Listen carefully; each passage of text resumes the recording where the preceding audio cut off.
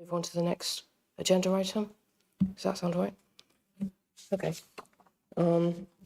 Excitingly, we've got the air quality update today, which has been really, really cool because we've been into the Canberra room just now having a look at the air quality monitoring equipment.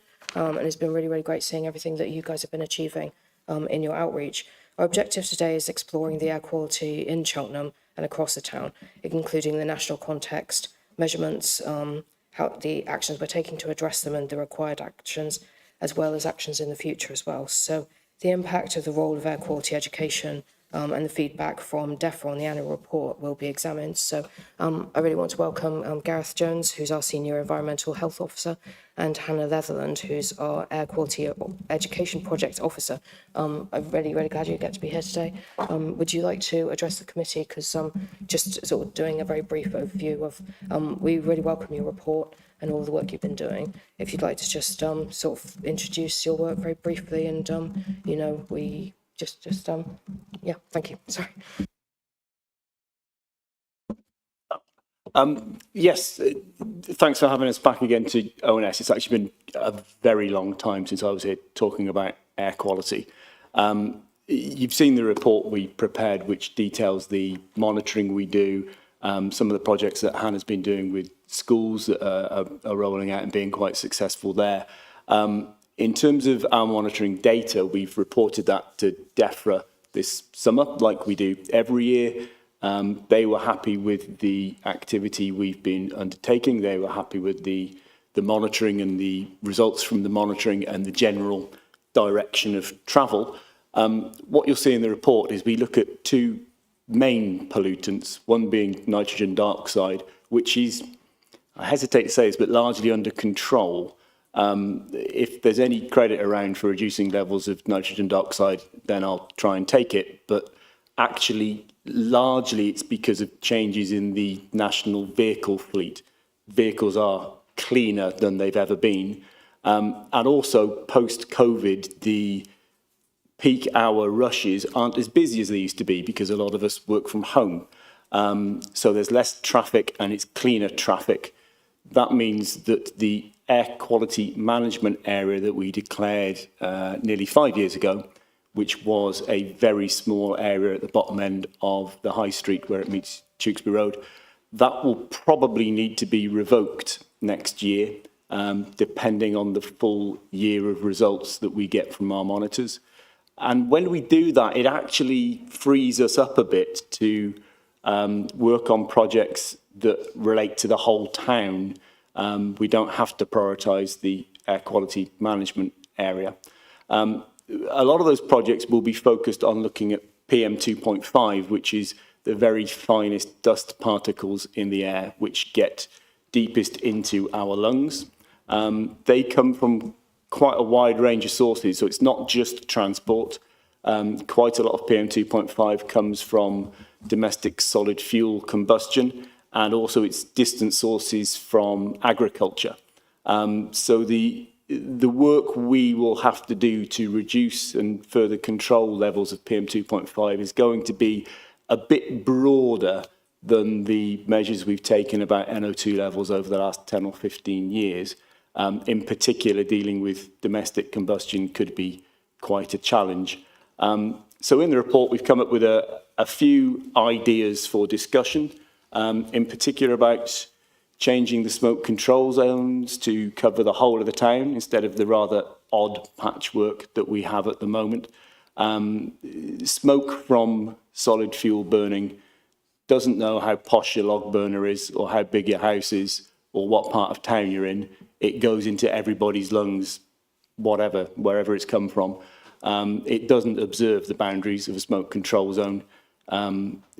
It gets everywhere and is particularly harmful to the young and people with respiratory problems or older people.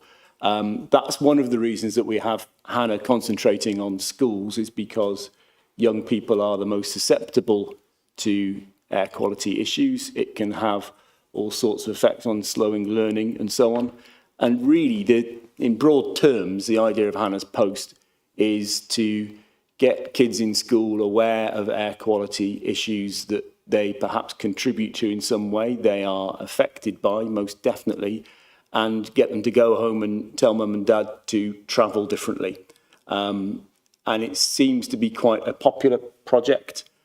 Schools like what Hannah does. We put in monitoring kit for schools to have data from their own doorstep. As you've seen next door, we've got some tiny little kits that we get kids to make in school, and that seems to be going pretty well. So we would like to carry on doing that for the foreseeable future. So if you've got questions about the report or air quality in general, I'd be more than happy to answer them. Last time I said that in committee, Councillor Bernie Fisher put his hand up and asked me about the new red sports car that I had on my drive. So I'd just like to say I've got rid of the red sports car. I've got a very sensible hybrid that's very economic. So don't pick on my car, please. Thank you so much. I really appreciate all of that. That's really, really useful. Councillor Chellan asked some questions ahead of time. It's really, really great seeing you today. Do you have any other queries that you wanted to raise in relation to those? Amazing. That's cool. I'll come back to you later. Councillor Pinniger and then Councillor Allen, please.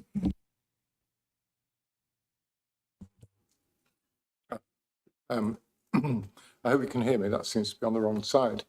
Yeah, in the table, by the way, great report, and I'm really pleased with all the progress you've made, and this schools thing's fabulous, so keep it up. The table in section 3.1, sources, causes, it does say PMs from traffic, including electric.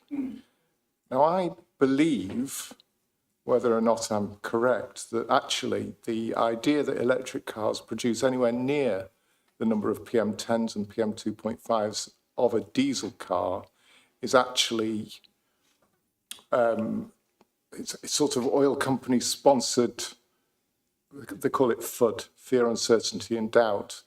The measure of the tyre particles was by having a scoop directly behind the wheel. They do bring up particles from the road that are sitting there, but they don't produce them from an exhaust, and they don't really use the brakes if they're using regeneration. So I'd like to see that removed, traffic including electric. I don't think it should be there. The next thing, sorry, I've got a few. Yeah, I was thinking around this problem, and I was thinking, where does it go? So we've got, you know, PM2.5s, and they'll settle eventually, and they'll get swirled back up as the traffic goes past. And I figure that nature absorbs it, right? It'll fall in the grass, on the soil, and then it will just get absorbed into that. But we have road sweepers that do major routes every week. And I was wondering if those road sweepers have any kind of filtration on them. And if they don't, is there a risk to the drivers because we are pumping PM2.5s into the atmosphere? Should have sent these in advance, sorry. Probably can't answer that.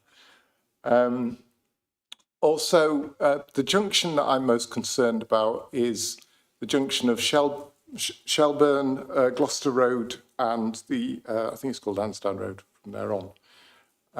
That bridge on a hot sunny day when the air's still and a train's gone underneath, and of course they haven't electrified the tracks, right? So you've got quite a lot of diesel from these trains pulling away from the station. You've got all of the traffic crossing. I've walked across there and you can taste the photochemical smog, even in the morning before the sun gets hot, you know, because we've had some hot summers. Just in general, we seem to, for the report and for the standards, we have to measure average levels, but actually there's a significant incidence, you know, on short term, just while the kids are walking across going to Bourneside School, the atmosphere can be absolutely dreadful. So I wondered if you could talk a bit about how we would approach making that better. In general, it doesn't have to just be that junction. And then another thing that I picked up, sorry about all this, was that the PM2.5s from diesel are actually far, far worse than the PM2.5s from wood burning, even though within people's houses in the living room where you get the PM 2.5s from their own fire, the levels are much, much higher. So they probably have about an equivalent effect. But do we want to call out the fact that it's actually diesel engines which are doing the most harm? Because we really need to push kind of electric vehicles now and get people to switch over, not just for air quality, obviously. I think that's enough for you to go with. Right, I'll see if I can remember all those questions. PMs from electric vehicles. I left that in because they are a source.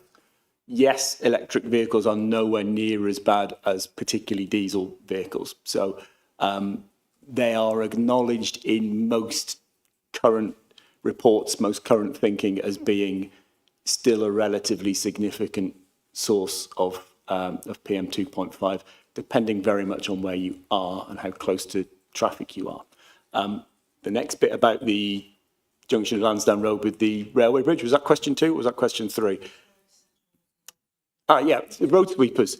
That's a really interesting question. And I've got no idea if there is specific extra filtration on road sweepers. I do know that sometimes you can see a dirty great mist of fume coming out of the top of them, which is probably causing as much of a source of PM 2.5 as it is sweeping it up. So I don't know if there's specific in-cab filtration. There might be. Shelburne Road and Lansdowne Road, I know a bit more about that because it's not far from where I live. Yes, there might be peaks from short-term peaks of traffic, diesel trains. The only monitoring we've done near there is actually just around the corner because we tend to monitor at the facades of houses rather than areas that people pass through relatively quickly because that's where people are exposed for a longer time. And certainly there hasn't been levels in that data that's caused any grounds for concern. That's looking at NOx data from diesels, trains of diesel. So you'd expect it to show up there if anywhere. But some of our monitors, like the ones we've got next door, will measure those short-term peaks. It would be nice to have one on every road junction, but they're thousands of pounds each, so we don't have that many. But when we're considering where to deploy them, that's certainly somewhere to consider. That junction or also around the station itself would be of note. And I think the fourth one is about what we call speciation. So dividing your PM 2.5 samples into exactly where they came from and trying to identify different sources. That's really top-end science. There are some research papers on it. It's not something that we could do on our kind of scale without enormous amounts of very scientific, expensive equipment and somebody to analyse it. So yes, some PM 2.5 is worse than other PM 2.5. It's still a fairly large amount of sources and materials that's in the air. But yeah, it's fair to say that it's not all created equal. Some's worse than others. Councillor Allen, go ahead. Hi, thank you very much for the update. It was a very good update and I enjoyed reading it and to see the progress that we're making. I think a lot of the actions we're taking speak for themselves in the report and in the reduction of things like nitrogen dioxide emissions. Particularly pleased to see education initiatives. I think it's very good to start young and also to have that young influence. I think it's incredibly important to see how much children can influence their own families. There were a few things I did want to point out though. Firstly, I'd really like if ONS could potentially be involved in the creation of a new air quality strategy, which was hinted at in the report. And also if it'd be able to review the smoke control zones that are being revised as well. It'd be good to see a map of that once that's been prepared. Second thing is, I think the update would benefit from a definition at the start. I think I initially went into the update thinking that it could be to do with environmental pollution as well as air pollution from particulates, etc. But it looks like it's mostly related to, it's mostly related to things like nitrogen dioxide and PM. And though the table was very helpful and it helped to separate the two, it was only when I got to the table that I found that distinction. So potentially one for the report, but I'm conscious also that the idea of, the climate change impact of pollutants is for a separate department. So If there's any possibility of actually having a report that looks into that as well, that'd be really, really good. The only other thing I'd want to mention is the possibility of potentially having a monitoring station on Swindon Road as well. Now, I say there is one on Swindon Road by St George's Street, as has been specified in the report, but I'm also conscious of the level of traffic that happens towards the other end of Swindon Road by Kingsditch Lane, especially with all the road closures. And I think some sort of monitoring of pollution, not only for safety, but also for climate change and in alignment with the council's corporate goals, would be really beneficial. Something that we could actually take to the utilities companies to say, look, this is the impact that your closures, the lack of coordination around closures is having on the area, because it can't be less than significant given the amount of traffic that happens there every day, given things like the closure of Manor Road.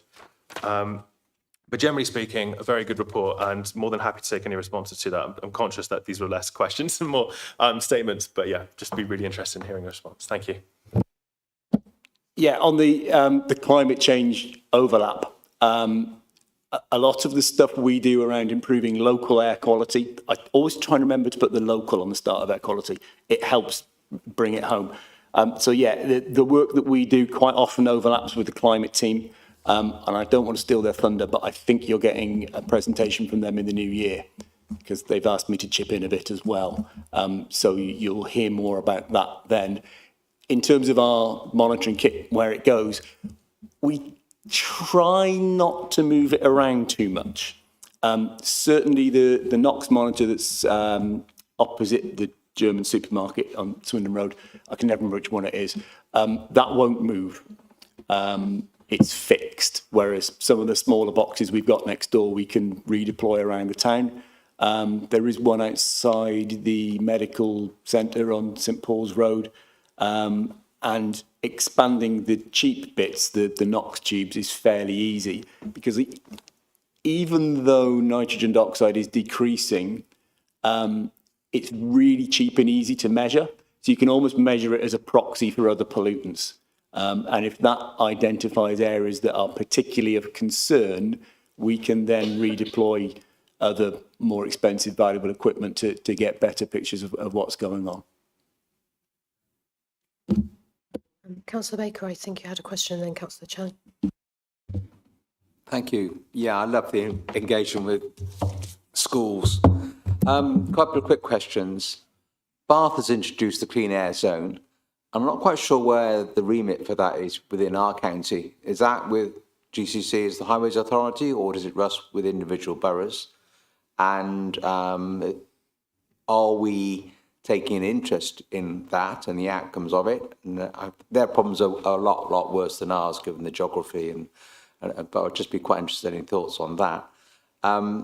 You mentioned about solid fuel and that whatever you burn, it's going to produce stuff which is not very pleasant. But I'm assuming that there will be ways that if you've got a solid fuel burner, you're going to use it. There must be ways that you can use it in a less destructive fashion.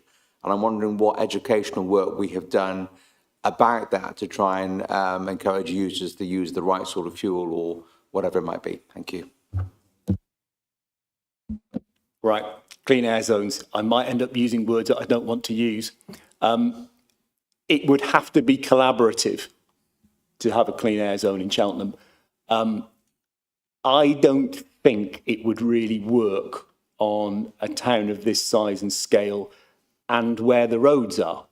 The thing I don't want to say, Boots Corner, when that happened, it wasn't designed as an air quality scheme, although it might have incidentally improved the air quality around Boots Corner. You saw what went wrong with it. The county didn't want it, so it got undone. A clean air zone project would be massive in comparison. It would need the support of a whole lot of other agencies to try and make it happen. And I don't think it's necessary or justified. So although, we always keep a watching brief on what other places are doing, it's not top of my list of things to do. I can't remember the second question, sorry. Solid fuels. Oh, solid fuel, yeah. Yeah, there are better ways to use solid fuel appliances. There are campaigns that we use and endorse and use their materials. In particular, Clean Air Night. A lot of people have heard of Clean Air Day, which tends to be focused on how people make their way to work. Clean Air Night, which runs in January, is largely about burning the right fuels the right way in the right appliance. So yeah, we have joined in that last year, and we will probably do again this year, because yeah, making the right decisions can make a significant difference. Thank you so much. Councillor Chelling, go ahead. Councillor Pinniger, did you want to ask something else? Okay, if you go afterwards, that'd be great. Thanks. Thank you. A couple of people have alluded to the work that Hannah's done with schools, and I've certainly heard really good things from schools about that. And so I'm wondering to what extent educating the kids is great, to educate their parents. I mean, yours is a temporary post within the council, so what's going on to try to ensure scalability and sustainability of that, you know, i.e. are the teachers then involved in ongoing training and development of the pupils and such like? Thank you. Sorry, I haven't got my card, so I'm going to sort of awkwardly lean over to Gareth. So in terms of sort of the future of the project, obviously I am on a temporary contract, and in sort of working with the schools and working with the individuals that I do, we do discuss a lot about projects, and they're really engaged, and I'm hopeful that some of them would continue them, but I'm sure everybody's appreciative of the sort of climate in schools at the moment. It's very difficult to manage the workload that you have to do, let alone the workload that you would like to do. So unfortunately, I do think it's probably one of those themes that requires an individual there to facilitate and to encourage and to take a lot of the sort of workload on rather than putting it on individuals. I'm hoping that there will be a sort of legacy left in some schools. The things that I'm setting up don't tend to be temporary. They're sort of culture changes that would hopefully be embedded within the school. But of course, in an ideal world, it would be great if the post was able to continue, so the work could continue. But that's for the future. Yeah, we might, in an ideal world, if we had measurement data from before Hannah started and then after 3 years, we might show there's a step change. It's fairly unlikely to be that clear because a lot of the time the amounts of pollution we're talking about are really fairly low. So if you reduce it by a quarter, it's great, but it's going to get lost in the data really. So we tend to try and measure the impact of inputs and how many people Hannah's dealing with. And, you know, even things like asking kids how they came to school that morning as an indicator is a good start. But yeah, the legacy impact is really quite important from what Hannah's doing. If it's okay, just to expand on that before we go to Councillor Pinniger, do you, like, you've managed to achieve a lot in the, you know, in the first few, well, in the first months of basically your role existing. Do you have any ideas about what you'd like to move on to, or what, you know, projects you'd ideally like to realise in time to come as well? Loads. How long you got? I've said to Hannah, just get it into schools. Anywhere you can, any schools you can, small, medium, large, younger and older, we really don't mind. Just get it in there and find where it works for schools and where it's effective. So we've learned a lot already through a year or so of Hannah doing the job. So yeah, there's a lot of possibility in terms of air quality, and really even beyond that, once we're getting public health messages into school, there is potential in the future for, you know, once we've cured all the air quality issues in Cheltenham, we can send Hannah in to do, or somebody to do other work on maybe healthy eating, exercise, you know, all these kind of things that are relevant to young people and have more of an impact at a young age. So the possibilities are endless, really. I think ideas is something that both of us aren't ever short of. And as Councillor Baker alluded to earlier, I think one of the things that I would love to do in the future, but it would definitely come later down the line, and this is beyond schools, is sort of thinking about that wood burning, that domestic combustion education.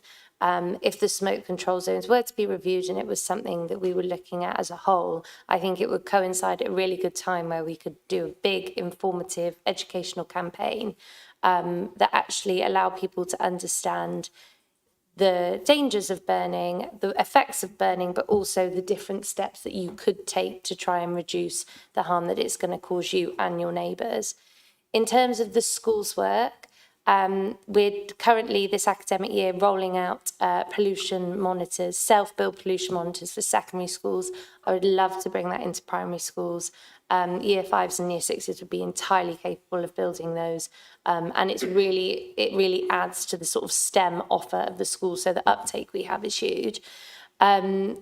Again, with the schools, there are things that I would love to do. We ran a competition this last year that was quite successful. I'd love to do that again. There are a lot of things that could happen in terms of educational campaigns, both at the schools, thinking about anti-idling being one of the easiest fixes that we can do to sort of reduce hotspots in schools. The list is endless, so there is a lot that I think we would love to do if we had the time and the manpower.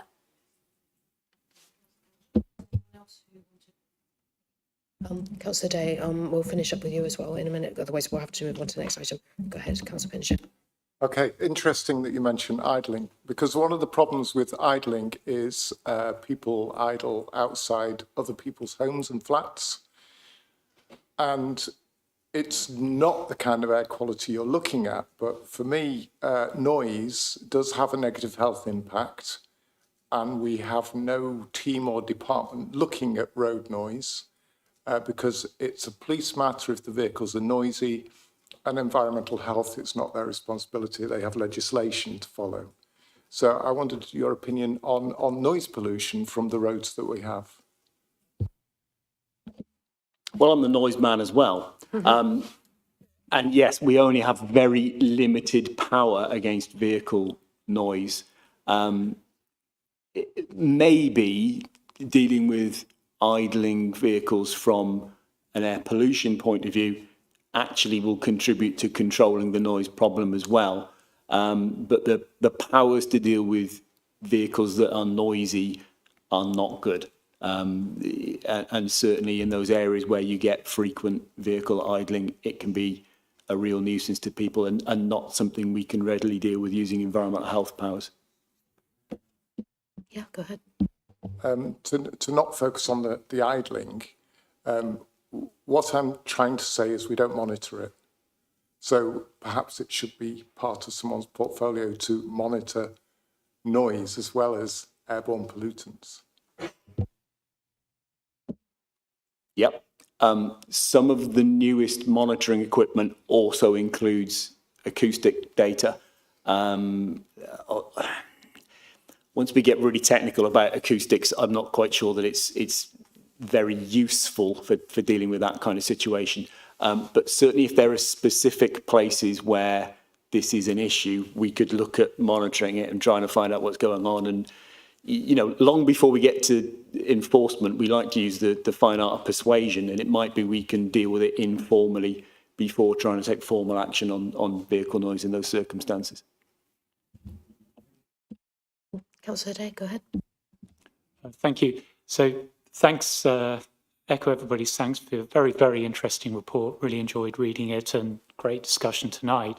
It's a point really rather than a question, is I think for me, the emphasis in the report was very much on focusing resources on education and awareness rather than enforcement, because that's very difficult, very resource intensive. I just wanted to say from my perspective, I think that's got to be absolutely correct. I think there's got to be a lot more mileage in the work you're doing, educating people, making people aware, rather than, I don't even know how you would go about really trying to make a meaningful difference through enforcement.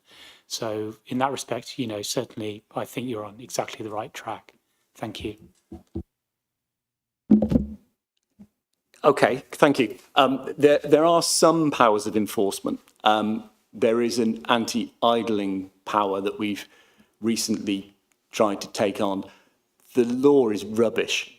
You have to challenge the person allowing their vehicle to idle.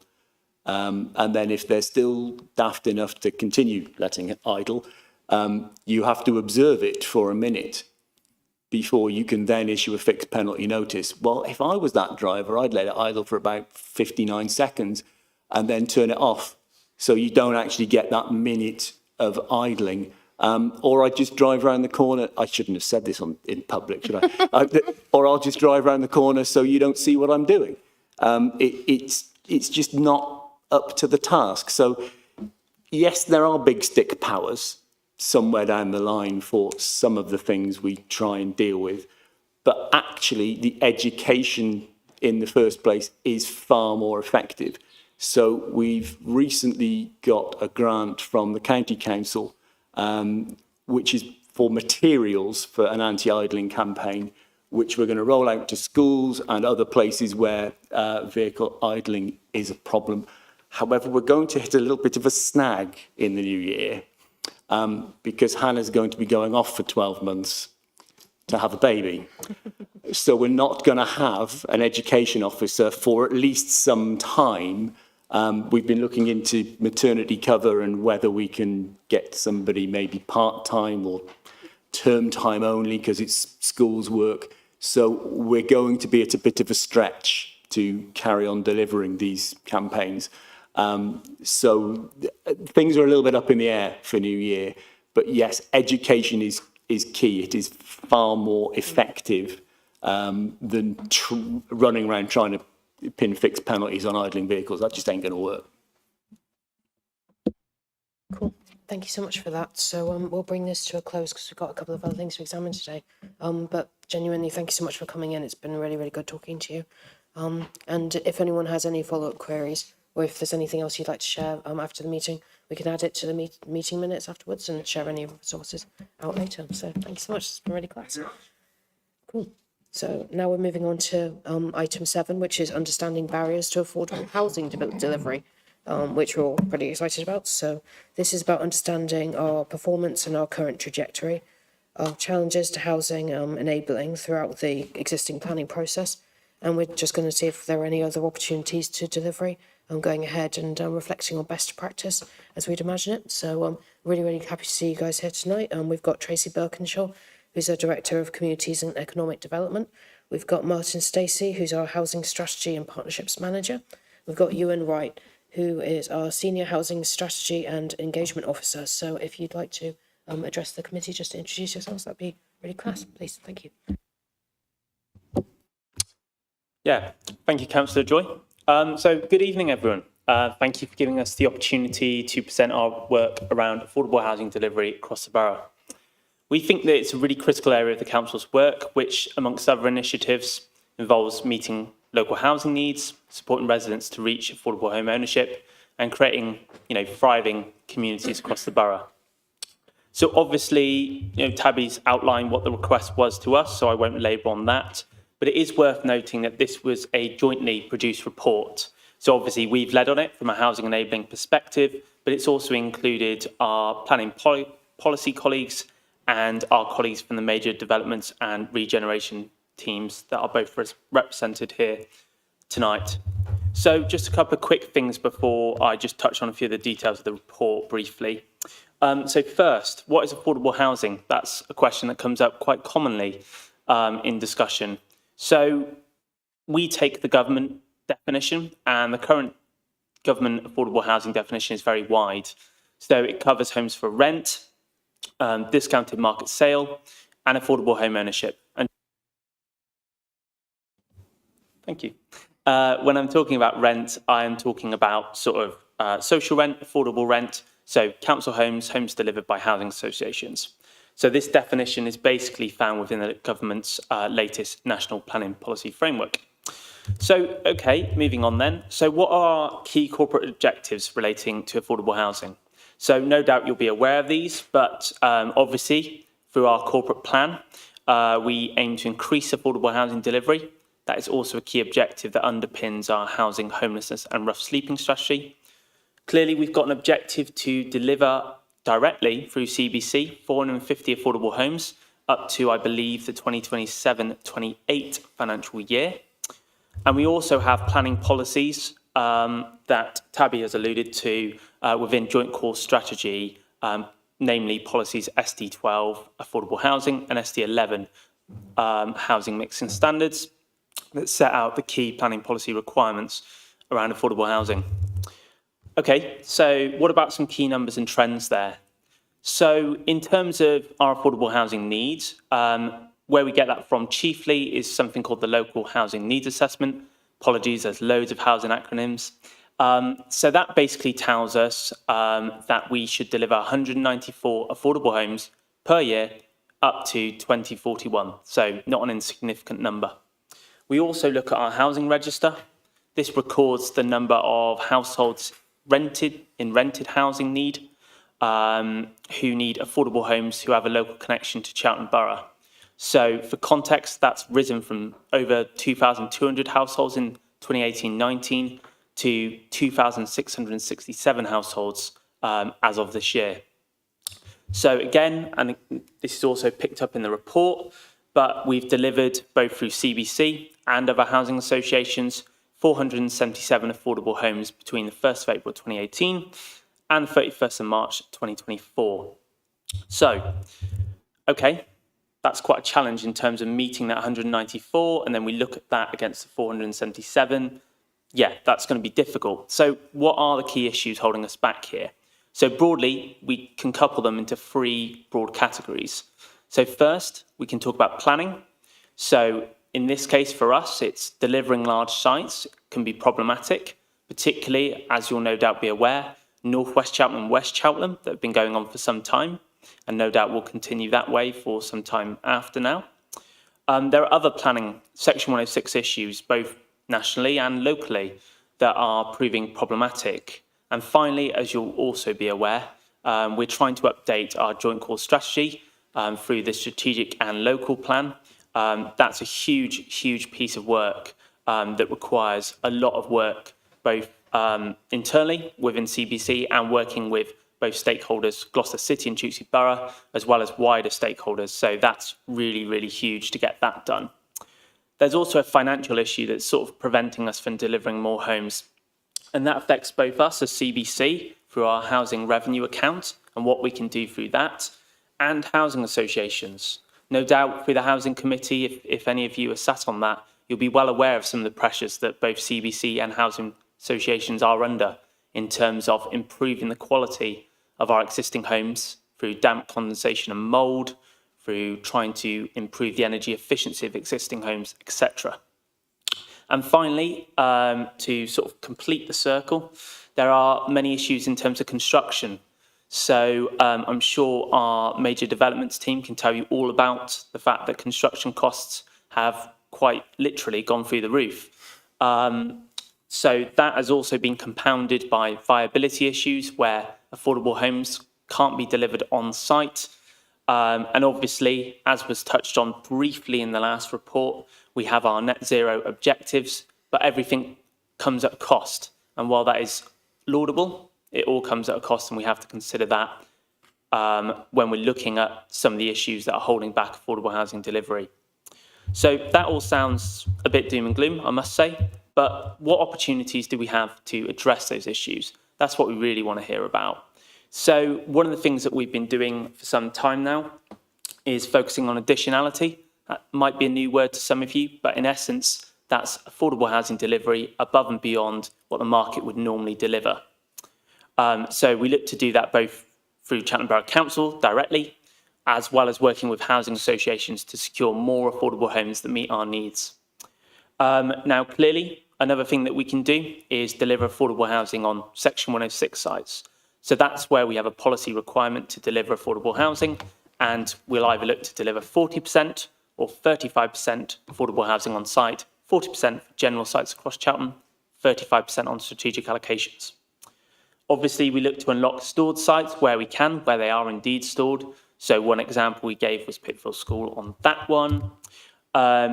As I've sort of mentioned briefly, planning policies give us a really good opportunity to both improve our existing policies and add new ones. And we're doing a range of things, both in terms of updating the strategic local plan, doing additional guidance for our affordable housing guidance note, and which is coming to December Cabinet, talking about the First Homes Technical Advice Note. Now, clearly, it's not just us locally that are really motivated to deliver new affordable homes. Nationally, there's a lot more talk now about delivering affordable homes that local authorities need, which is really, really positive to hear. There'll be no doubt a new affordable homes programme coming forwards in spring 2025, so we wait with bated breath on that. And no doubt you'll be aware that there is an outstanding national planning policy framework consultation that's talking about higher housing targets. Now, if you follow the thread of that, higher housing targets will probably equate in higher affordable housing delivery because more homes are being delivered. But that remains to be seen what that will pan out like. And obviously, as I've sort of touched on when I mentioned North and West Cheltenham, if we can get those two sites to deliver, that will make a huge difference to the amount of affordable housing we're delivering across the borough. So finally, there are a couple of other projects that we're also considering. Those are sort of the primary ones, but there are other things because we challenge ourselves to think, well, what else can we do? So one of the things that we thought about was, well, perhaps we have an acquisitions programme where we look to buy 20 to 25 affordable homes each year.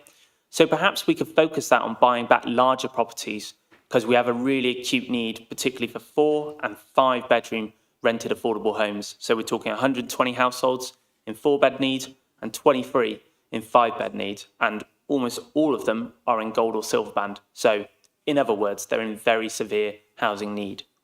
Obviously, we want to make the best use of our existing stock. And that is clearly found within the housing, homelessness and rough sleeping strategy. So as part and parcel of that, we need to consider, well, can we do more to bring existing homes, empty homes back into use? That's another key thing that we can consider.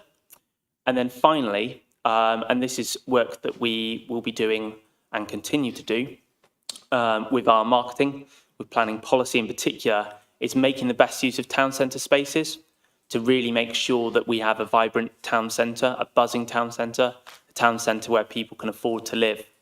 So that obviously includes delivering affordable homes. That's a whistle-stop tour of that report. Quite a lot to take in, I appreciate. But if you have any questions, we'd be more than happy to answer them. Thank you, Tabby.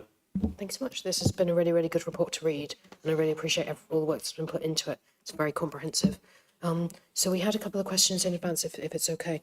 We had a couple of questions asked by Councillors Day and Chelin, and I just wanted to check with you if you had any follow-up questions based on the answers you've received. So Councillor Day does. Do you have any Councillor Chelin, just to check? Amazing, thank you. So if Councillor Day goes first, then Councillor Allen, then Councillor Pinniger, that sounds right. Is there any? And then Councillor Baker, thank you.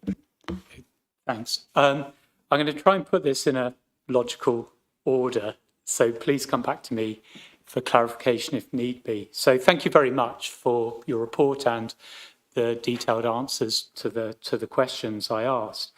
So in terms of major developments where we didn't hit the 40% affordable housing sort of allocation, if my maths is correct, that meant we lost out on an additional 169 affordable homes, I assume because of viability issues, I assume. And although we did get some commuted sums, I think they're called, 2.2 million for some of that, I mean, clearly that's not going to equate to 169 homes. Now, my understanding is that developers' sort of viability assessments still allow them to make a 15 to 20% return on a development before, they run into problems with, they can be allowed to make that level of profit and not provide any affordable houses, which to me, seems not ideal. And I just wonder if there's anything we can do as a council to push back on that, or if that's just the way it is. And then that leads on to the yield we're getting on houses or homes we're buying on the open market as the additional acquisition strategy you referred to. And you say the yield is 5.1%, which would be available to cover the interest and the loan repayments. Now, because of interest rates being where they are, with the margin, it seems to me actually that yield is just enough to cover the interest and not really provide a margin sufficient to make much in the way of loan repayments. So I just wonder what the implications are for that, for the housing revenue account, and if interest rates stay at their current level down the line, does that potentially hinder us from doing things we would want to do on affordable housing because of the burden of having to make those loan repayments? And it kind of sticks in my craw a little bit, where developers can wriggle out of affordable homes requirements, still making a very healthy margin, then those homes go into the pool that we potentially are then buying at market value. And it just seems to me they're making all the money. We're trying to do the right thing by our residents in providing the maximum amount of affordable housing we can. But, you know, we are doing it at our expense, and they're the ones who are reaping all the rewards. So sorry to be so long, but, you know, hopefully you can make sense of that. Thanks. I can certainly take the first one. That's not a problem at all. I might have to defer the second one to one of my colleagues. But obviously, you were talking about the viability and sort of the profit margins that developers are typically allowed to make. So that sort of comes from national guidance. So that's not something that we can have any bearing on locally in terms of saying you can only make a certain amount of profit. As you mentioned, typically, so this is the planning policy guidance, PPG, we're talking about here. So as you mentioned, typically that's a sort of minimum profit of between 15 and 20%.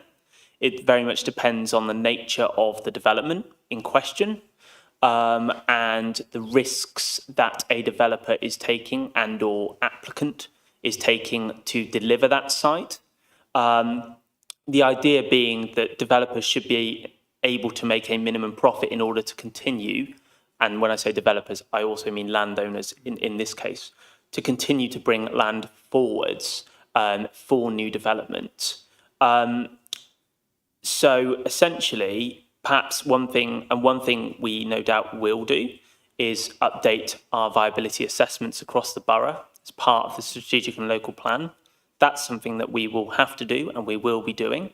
And that will also link in with our policies as well. So both are connected. Now, in theory, as and when that is complete, and that's obviously quite a lengthy exercise, as I'm sure you appreciate, and a very detailed and technical one, that should mean that in line with the planning policy guidance, that all sort of policies within up-to-date and sound local plans, as the strategic and local plan would be at that point, should assume that policy compliant delivery will be assured and we won't need to go down the viability route. Now, I think that will be probably the case in the majority of cases, but I think there are always circumstances where delivering policy compliant affordable housing is going to be difficult, particularly on sort of brownfield sites where you've got abnormal issues with the scheme. That can create problems and then can hit on the viability. So basically what I'm trying to say to you is there are certain things we can do potentially through planning policy to improve that sort of viability, but it's a nationally set sort of target that we have to be mindful of. I will defer the second question.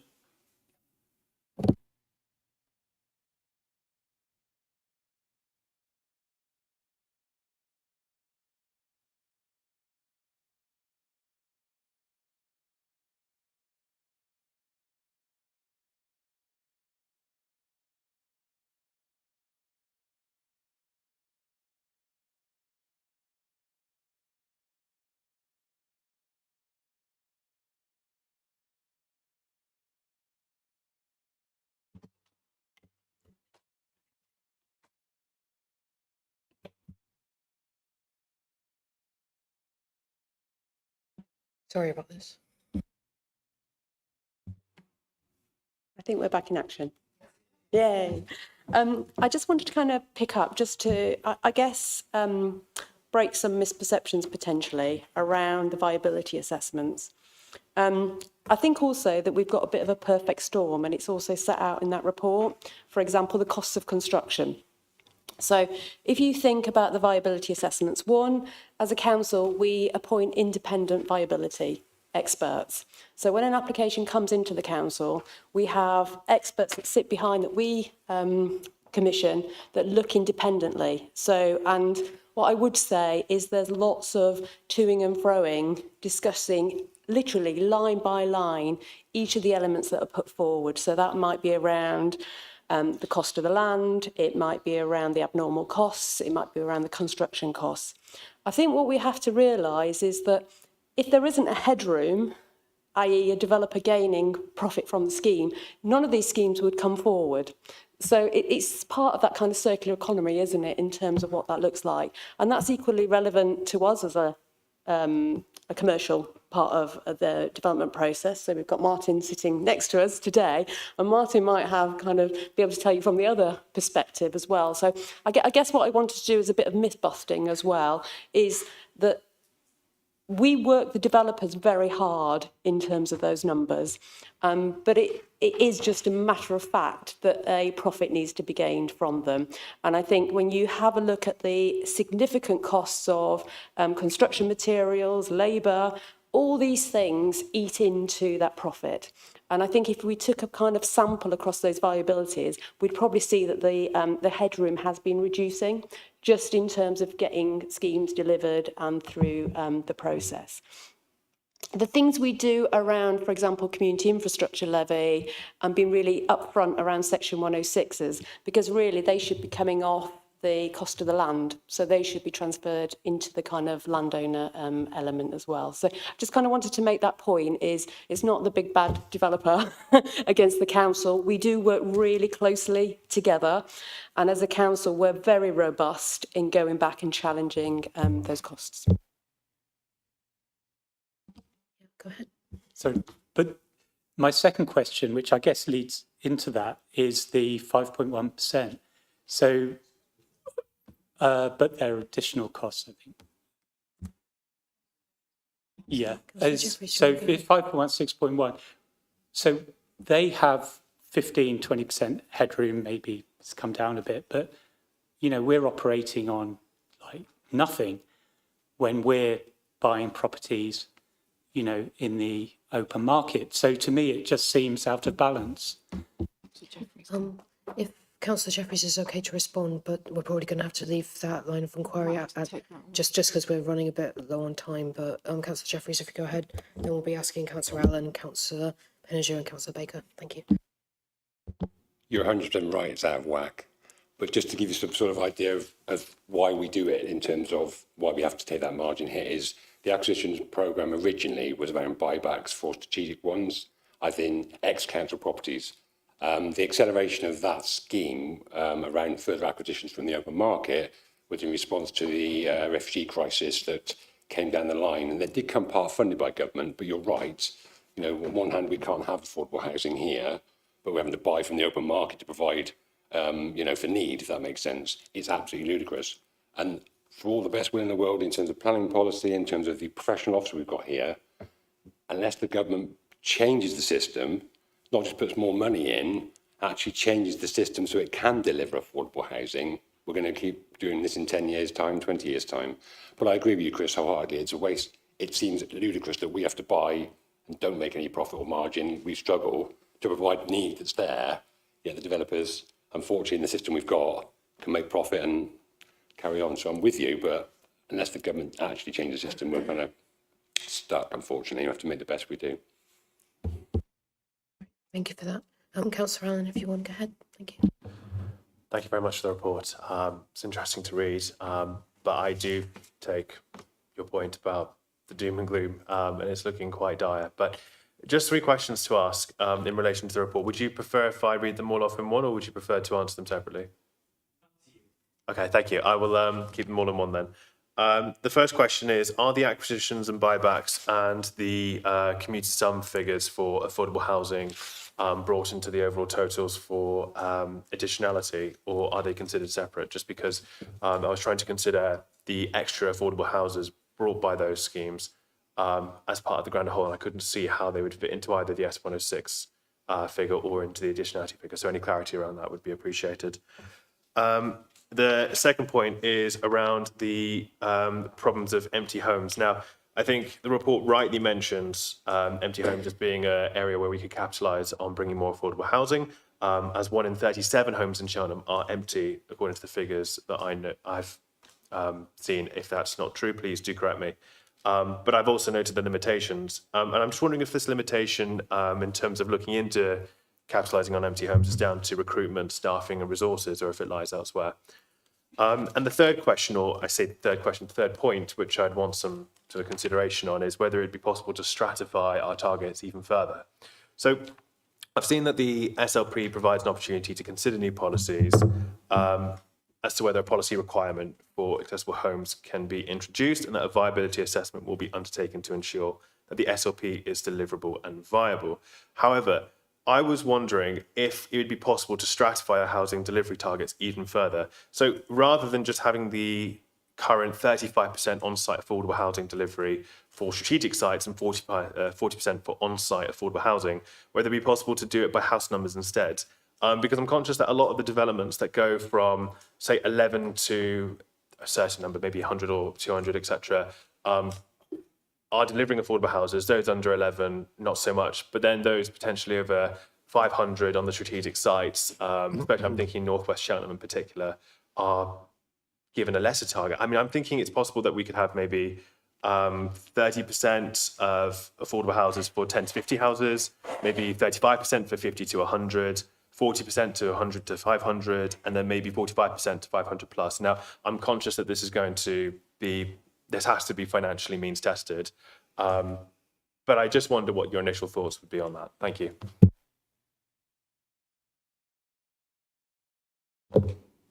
Yeah, thanks for the questions. So hopefully I'll get these all right and remember them all. I've been jotting them down. So are acquisitions, buybacks, commute sums brought into the overall total for additionality, or are they separate? So in terms of those acquisitions and buybacks, those are broadly one and the same thing. So yes, they are included in additionality. Obviously, the market isn't just going to go and buy those affordable homes for us. We have to do that ourselves. So that's additionality. In terms of commuted sums, where those commuted sums have translated into delivery, i.e. where they've assisted with perhaps a buyback, or another situation where they might have assisted us in supporting more additionality on a certain scheme, those would be counted as part of the additionality. But obviously, given the sort of presentation of the table, it's quite difficult to sort of say, oh, we delivered this many affordable homes, and then there's this massive number for a commuted sum. So that's quite difficult to present, as I'm sure you appreciate. But yeah, where it's basically equated in delivery for both buybacks, acquisitions, commuted sums, those are included within those additionality totals. I will pass to one of my colleagues in terms of the empty homes point. Do you want to take it? Hello. Just in terms of the empty homes point, we are working with the private sector housing team to consider how we can kind of move this particular area forward. At this point in time, there is a resource issue, so it's purely about resources.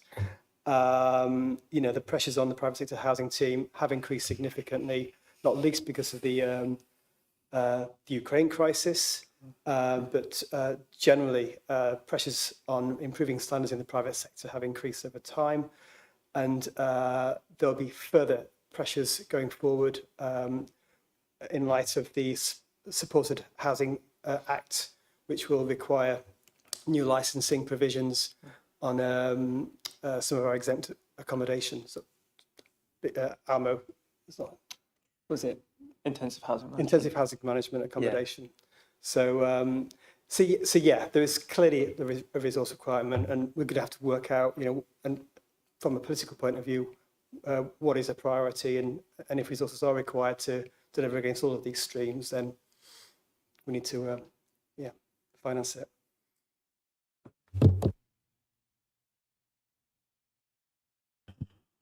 And just to take your third question, in terms of, obviously, you've talked about the 35% for strategic allocations, 40% for other sites across Cheltenham Borough. Can we stratify those targets even further through the strategic and local plan? Certainly in theory, yes, we could do that. However, there may be consequence of doing that. Clearly, it needs to be viability tested. And what we could look to do is test a number of typologies, a number of approaches to see which one strikes that sweet spot between delivering the most affordable homes. You know, I'm not considering necessarily infrastructure in this, because obviously that's another consideration, the viability balance in the round, as well as being actually viable to deliver, not just obviously viable to deliver across Cheltenham, but we have to consider that this is a joint plan. You know, this isn't our own plan. This is a plan with Gloucester and Tewkesbury. So broadly speaking, yes, we might be able to vary it somewhat, but any approach would broadly, I would think, and I'm sure Tracy might have some views on this, but would have to be agreed with Gloucester and Tewkesbury as well. But certainly we could take that into consideration and have a look at that. But yeah, certainly viability, I would think, would be the driver in terms of whether that can be achieved or not. Hopefully that sort of answers your question sufficiently. Yeah, thank you so much. Perfect. Thank you so much. That's brilliant. So, Councillor Pincher, if you want to go ahead, and then Councillor Baker after. Thank you. Okay, so I love the sense of innovation from this report. The ideas that you're bringing forward, how are we going to do this? How are we going to get more out? Because the performance was pretty dismal in the past. So that really comes across. I'm really pleased that we've got such an innovative team. And the first question is, you guys are here for a while, right? Not just about to leave. So I kind of need to know that. The next thing is I want to echo what Tracy said, because for the Stone Crescent development, where we had the district valuer look at it, some of the councillors weren't happy about the 20% profit. But I wouldn't build a house for someone if it wasn't going to make something. I know that in machinery manufacturing, where I work, we hope for 40% profit. So to build a housing estate when you don't know if the materials are going to double in price the next week, it just seems like you just wouldn't bother if you didn't have that headroom. And even that to me feels a bit like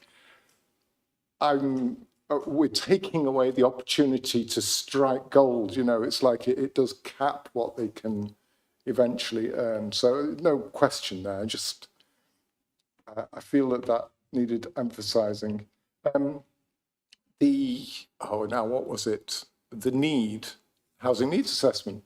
It was 194 per year.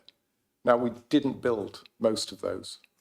So I've calculated that up to 2030, we would need to build 275 per year in order to win back what we've lost so far. I hope you could comment on that. I wanted to know, did I hear you right? Did you say that the purpose-built sites like Monkscroft School and 320 Swindon Road, those ones are more expensive than the other options we've got? I think I heard you say that. And finally, driving all of this, really, we've got our gold and silver bands, but we also have evictions, especially coming up towards the new law, where no-fault evictions are going to end in February, is it? And I'm just wondering, do you have a handle on people staying in hostels and hotels paid for by the borough council? I think that happens, but I've never seen a figure. Thank you.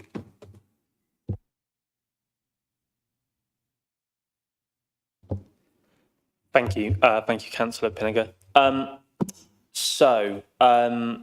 Okay, so let's start with the local housing needs assessment then. So as you rightly say, 194 per year. So just for context, That's between 2021 and 2041. That report was produced in September 2020, so we'll be looking to update that. So this may well go some way to answering your question. So yes, if you consider the backlog, 275 per year. Again, I haven't exactly looked at the figures and tallied them up on the fly, but that sounds about right in terms of that shortfall. Now, clearly, in terms of the relative realism of achieving that, well, when you look back at our past delivery, you could probably say that that is somewhat unrealistic. I think if we do get those strategic allocations online, that will go some way, clearly, towards meeting that need. But, you know, well, it's quite clear the strategic allocations are inherently complex sites. You know, we've got pretty much all of them are at outline stage at the moment, so they've not progressed further.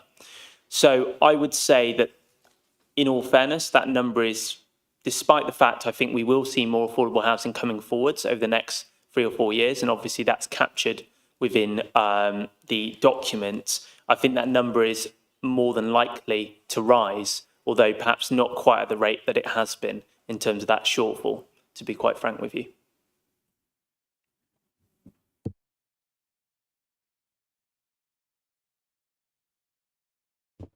Yeah, let me just add to what Ewan's just said. Yeah, I take with a little bit of a pinch of salt that affordable housing requirement of 194 homes per year, in that it's a bit of a scientific approach. You know, there's a standard methodology that is used, various data is thrown into it, and a number comes out of the sausage machine later. And a different methodology was used a few years ago, which came out with a very different number, which was higher than 194 per year. So if you kind of follow the logic, you think, well, why has that number gone down from what it was before the last housing needs assessment, when it, in theory, it should be going up, should it, if we haven't delivered? So what I tend to look at more closely is the housing list. What's the direction of travel with that?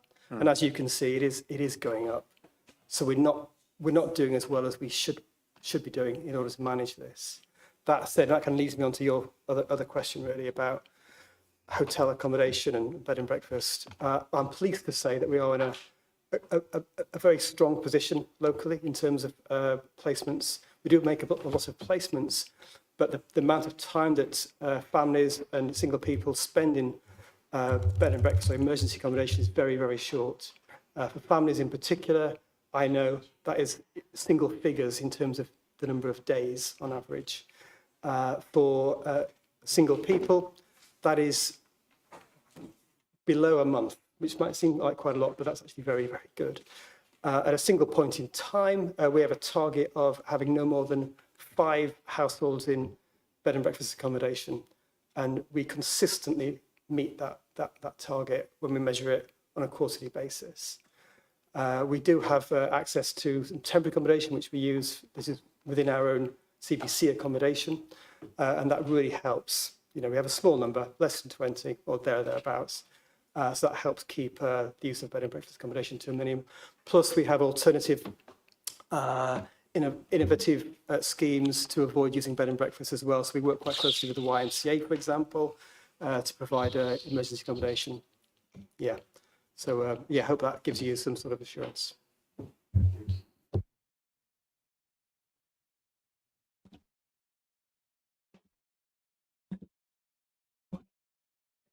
Thanks very much for that, Martin. I think, was Paul wanting to have a question? Thank you.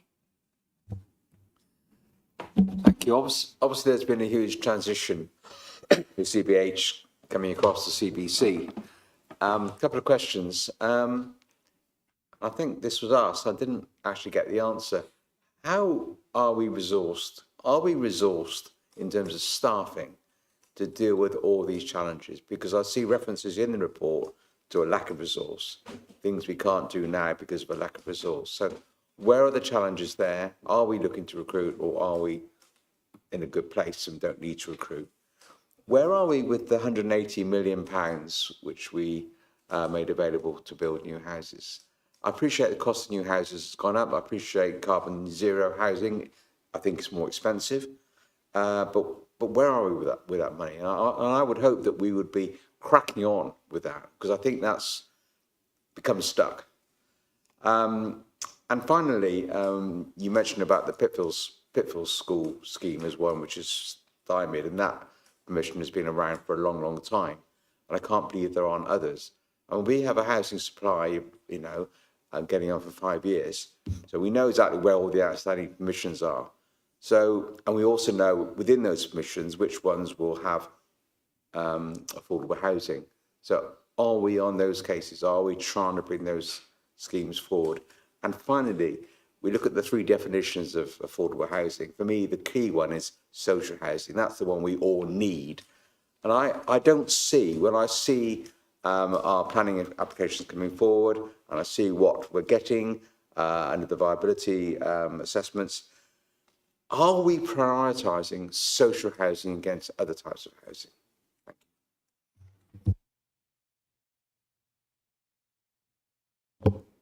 Okay, so quite a number of questions, but I will try and handle them. If you don't mind, I'll start with the social housing and are we prioritising that, if that's all okay with you? So in negotiations with developers, what we will typically look to try and achieve is 70% rent. So that equates to 70% social housing, as you would term it. So generally we prioritise the delivery of social rent. We do that because we know it's the most genuinely affordable tenure for our residents, and we want our residents to, you know, sustain their tenancies, to have disposable income in order to improve their lives, and to give them financial resilience as well. So when something like COVID comes along, they have the resilience to cope with that. So we prioritise generally about 70% of the delivery on social rent, particularly. Now, occasionally there are situations where we do have to compromise. So, for example, on Shirlington Road, what we focused on is where's the most absolutely acute need in terms of the affordability of properties. So, for example, in that situation, we looked at 1 bed because you've only got 1 person, so there's less financial resilience there, and 4 bedroom because you have things like the bedroom tax and the rents are inherently much higher because of the value of a 4-bed house anyway. So we might look to deliver as a compromise, as a step back position. We might look to deliver 1 beds, 4 beds, 5 beds at social rent, and the remaining 2 beds and 3 beds affordable rent. Affordable rent being about 80% of open market value, social rent being about 50% of open market value. So in terms of are we prioritising the delivery of social housing, social rented housing, my answer to you is absolutely we are. And that's something that hopefully you will see come forwards in our affordable housing guidance note, as well as our strategic and local plan policies. So I can also just respond to the Pitfield School point, if I may. So are we trying, and just the broader point of are we trying to encourage schemes to come forwards? Absolutely. That's something that we've been involved in. We've been trying to support Pitfield School and bring that forwards. They know, we know that we have this housing supply issue. We know and they know that they would like to use that scheme to enable some works on site that will improve the lives of children. Clearly, both of these things are really critical to both Pitfield School and to us. So we've been doing whatever we can to support those talks, and we're hoping to see an application come in sooner rather than later on that scheme. So I will probably defer the 180 million to Martin, but before I do, I would just say that obviously at the moment we are really cracking on in terms of 320 Swindon Road. I'm sure Martin Chastney can update on that, as well as we are continuing to work at pace in terms of Monkshoff School site as well. I will pass on to one of these two to take. I'll just make one or 2 points before hand over to Peter Jeffries, who's going to talk about 180 million. Resources, yeah. So in terms of the private sector housing team and empty homes, there's definitely a resource challenge there.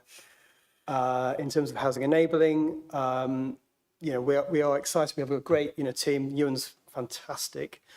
But we do have additional pressures coming down the road on our team too, with the delivery of first homes and administration that will follow on from that. And I'll leave it to Martin Chastney, if you wish to kind of mention any resource issues that you have within your team. So resourcing is challenging, isn't it? Because we've got these 3 different teams here, and I think everybody knows about the resourcing challenges in planning nationally. And Martin's talked about some of the resourcing challenges in his team. For the major developments and regen team, having come together with CBH, we've managed to grow our team. We've had a few positions that have been out to recruitment recently. So we've got 3 new starters, and we're now in a position that we've got enough people, bums on seats, to be able to deliver the projects that we have, which is great news, including 3 Swinstone Road and Monkscroft. We're not looking to expand any further. It's kind of more of a position of trying to consolidate and define what we're doing and strategically consider the right way forward for our team.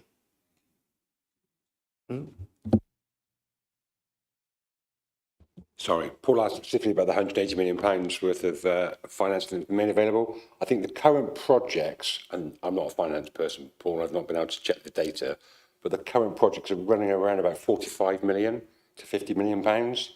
And then if you look at the housing numbers coming out of West Cheltenham, or our northwest, sorry, our investment into West Cheltenham, there's hundreds of homes there. So that's a bit, you can imagine a lot of finance will be tied up in that.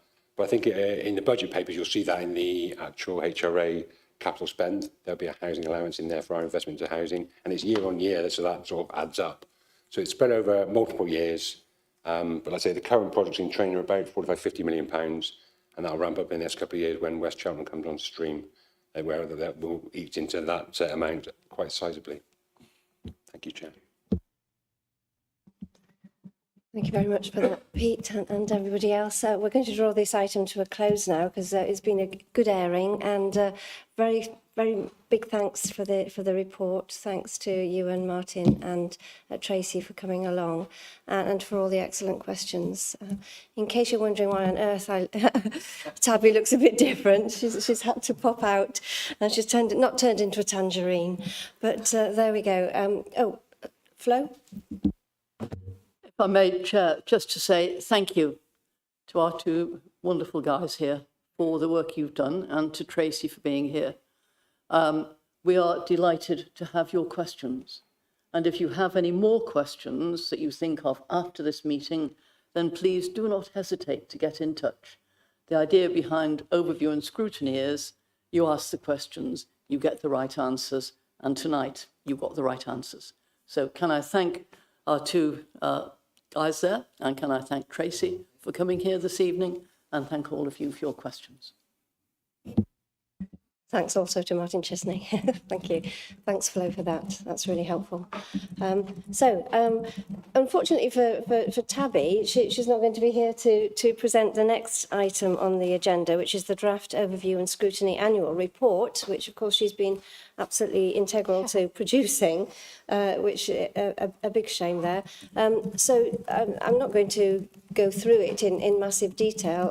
I'll let you ask any questions or make any comments of that. But the report includes the structure of overview and scrutiny within the Council's governance, a forward from Tabby, and information about the activities undertaken over the past year, which have been considerable and very helpful, including the various scrutiny working groups and the task groups that people probably within this chamber have been involved in too. So I just welcome any comments or questions. Okay, Frank, thank you. Councillor, sorry. Thank you. No, I just wanted to say very, very briefly that I thought it was excellently put together. I've only been on ONS for a short time, but very pleased to see it. And I think it's accurately summarised what I'd seen on ONS and the working group so far, particularly the one that we ran just after the elections, and what we summarised as our key points. So all 100% thumbs up for me. Thank you. Thanks, Councillor Allen. Councillor Pinner? Thank you. I also wasn't on the ONS committee at that point, so it's a useful report. It's a good report. The question that I have is there were recent floods in St Mark's, so it's the CBC Flood Risk Management Overview paragraph, and it talks about the strategic flood risk assessment. And I just wanted to know that the strategic flood risk assessment is a live risk assessment that gets monitored regularly, because it kind of makes it feel quite static the way the paragraph's written. I'm sure it's not. You do have to keep on top of these things. Yeah, thank you. Yeah, there's a lot of activity on that, as I understand it. And I think I attended one of their meetings online as well. There's a lot going on there. But yeah, that's a good point. Thank you, Councillor. I'm going to take a little vote on presenting Oh, in I the see. report going on Yes, to, yes. it'll go on to council now for formal ratification. Okay, but so yes, it'll go you to don't get to council. vote very often, so it might be nice for you to have a little vote. It'll go to council on the 16th of December then. So do we have Just a show of hands. just show of hands? Yes. Yeah. Oh, unanimous. Lovely. Thank you very much. Okay. Mix it up a little bit. Have a vote. Smashing. Okay, lovely. Thank you. So the next items are our usual feedback from other scrutiny groups, the Gloucestershire scrutiny groups. So we have the first one, the Gloucestershire Health Overview and Scrutiny Committee, and Councillor Bamford has kindly provided his usual comprehensive report. Any comments or questions which we could refer back to him as appropriate? Councillor Pinniger. I wanted to thank him for his usual comprehensive report. It's a shame he couldn't be here. I can't find it now. I don't know. Oh, there it is. I don't know why my notes are missing from this copy of the file. So we've got these elective waits of more than 65 weeks that have risen since the last report. This is a high figure which shows little sign of improvement. Only 67.2% of elective patients hit the 18-week wait target. Do patients know that if treatment is going to be more than 18 weeks, and I appreciate Adrian isn't here, that they can then go for the right to choose? So there was some legislation that means the healthcare provider has to provide private options to the person. So I'm a bit confused why that doesn't happen and why we seem to have a declining number, because surely that would mean that they would then get treated. I think that's a very good question that we can pass on to Councillor Bamford. Yeah, thank you. Thanks. Okay. In that case, if okay with you, we'll move on to the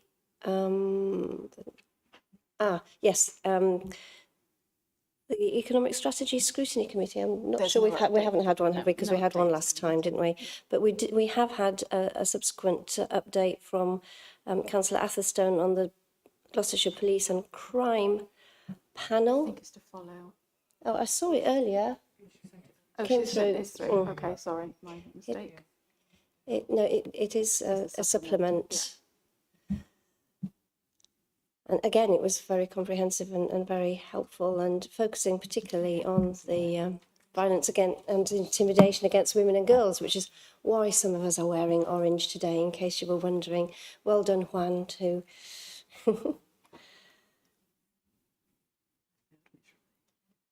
So, I mean, it sounds as if people probably haven't had a chance to have a full look at that, but I know Councillor Atherstone will be very welcoming if anybody has any further comments or questions on that.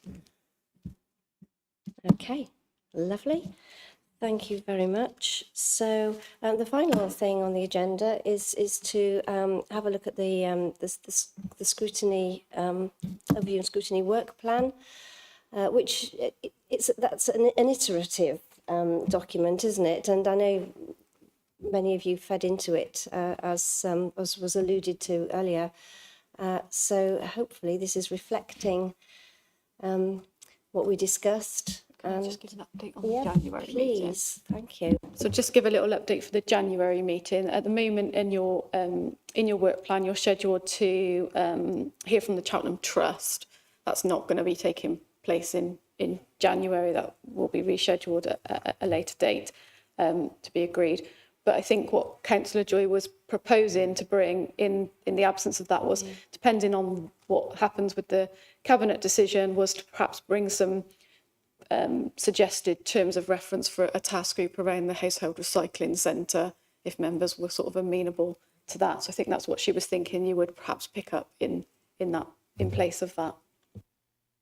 Thank you very much. Yes, and that will be timely, won't it? And that's the best meeting for that. Okay, right. Thank you very much. Nothing else to update on the work plan. Thank you, Claire. Nothing else? Lovely. Okay, right. Well, thank you very much, everybody, for your attendance tonight and the questions and the engagement. And we'll see you next time, the next meeting, 13th of January. Thank you. Bye. Thanks, Steph.